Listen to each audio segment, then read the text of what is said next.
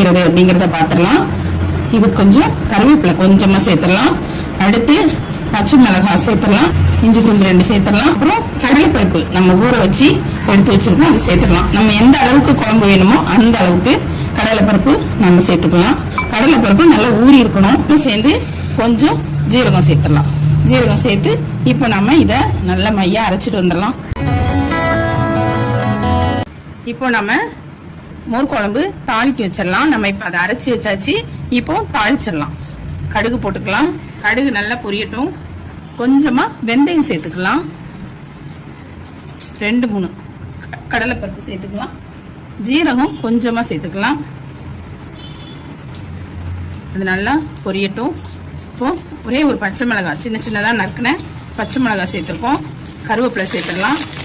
பொடியாக நறுக்கின வெங்காயம் சேர்த்துக்கலாம். தேவையான அளவு உப்பு சேர்த்துக்கலாம். நல்லா வதக்கிக்கலாம். நல்லா வதங்கட்டும். இது எல்லாமே சேர்ந்து இப்போது நல்லா ப்ரௌனாக வெங்காயம் வதங்கிடுச்சு. இந்த ஸ்டேஜில் ஒரு சவுச்சவும் சின்னதாக ஒரு உருளைக்கிழங்கும் கட் பண்ணி வச்சுருக்கோம். காய் நம்ம விருப்பம் தான், என்ன காய் வேணாலும் போடலாம்.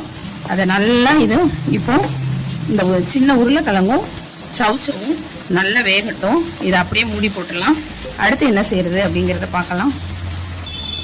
இப்போ இதை நாம் மூடி போட்டுடலாம். இப்போ இந்த காய்கறி நல்லா வெந்துட்டு இருக்கு. நம்ம இந்த ஸ்டேஜில் நம்ம அரைச்சி வச்சுருக்கோம் இல்லையா, அதை இதோட கலந்துடலாம். பச்சை மிளகாய், கடலைப்பருப்பு, ஜீரகம், இஞ்சி, கருவேப்பிலை போட்டு அரைச்சிருக்கோம்ல, அதை நம்ம இதில் கலந்துடலாம். இப்போ கொஞ்சம் மஞ்சத்தூள் சேர்த்துக்கலாம். மஞ்சத்தூள் சேர்த்துட்டு நம்ம பெருங்காய பொடியும் இதில் கலந்துக்கலாம். இப்போது பெருங்காயமும் சேர்த்தாச்சு. இன்னும் இது நல்லா வேகட்டும். நம்ம சேர்த்த காய்கறிகளும் நம்ம இப்போ அரைச்சி விட்டோம் இல்லையா, இந்த கடலைப்பருப்பு எல்லாம் அரைச்சி விட்டோம்ல, அதுவும் நல்லா மசாலா வாடை போகிற அளவுக்கு நல்லா வேகட்டும். நல்லா வெந்த உடனே நம்ம இப்போ மோர் கடைஞ்சி இதில் ஊற்றிடணும். அதோட மோர் குழம்பு அவ்வளோதான், ஈஸியாக முடிஞ்சிடும். ஆனால் ரொம்ப டேஸ்ட்டாக இருக்கும்.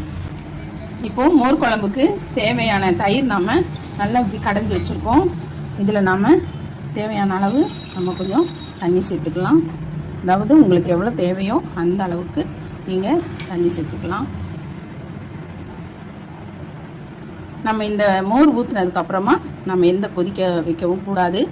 நல்லா மசாலா ஸ்மெல்லாம் போன உடனே நம்ம இதை ஊற்றி அப்படியே இறக்கிற வேண்டிதான். இப்போ காய்கறி நல்லா உருளைக்கிழங்கும் சவுச்சவும் நல்லா வெந்திருக்கு. நல்லா மசாலா ஃப்ளேவர் எல்லாம் நல்லா போயிடுச்சு. இப்போது நாம் மோர் சேர்த்தாச்சு. மோர் சேர்த்ததுக்கப்புறம் நாம் மோர் சேர்த்துட்டோம் இல்லையா, இப்போ நல்லா கலக்கி விட்டுறலாம். நல்லா கலக்கி விட்டு இதோட கொத்தமல்லி இலைகளை நம்ம சேர்த்துடலாம். ஈஸியாக ரொம்ப சீக்கிரமாக மோர் குழம்பு ரெடி ஆகிடும்.